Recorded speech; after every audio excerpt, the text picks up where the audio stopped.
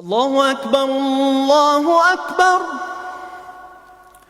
بسم الله الرحمن الرحيم. نحمده ونصلي على رسوله الكريم. أما بعد.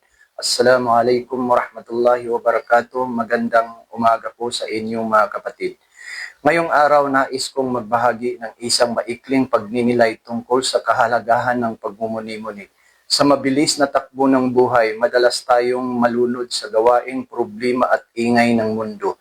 Pero sa Islam, ang pagninilay ay isang anyo ng pagsamba. Paulit-ulit tayong inaanyayahan ni Allah sa Quran na magnilay sa kalikasan, sa mga pangyayari at higit sa lahat sa ating sariling puso. Kapag huminto tayo sandali at nag-isip, napapansin natin ang mga biyayang hindi natin napapansin at ang mga aral na nakatago sa bawat pagsubok. Mga kapatid, subukan natin araw-araw na tanungin ang ating sarili. Kumusta ang relasyon ko sa Panginoon?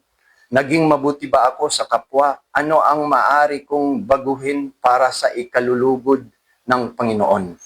Ang ganitong simpleng pagninilay ay nagpapalambot ng puso at nagpapalakas ng pananampalataya at nagtuturo sa atin na magpakumbaba at magbago. Sabi ng Propeta Muhammad sallallahu alaihi wasallam, ang tunay na matalino ay ang taong sinusuri ang sarili at naghahanda para sa araw ng paghukom.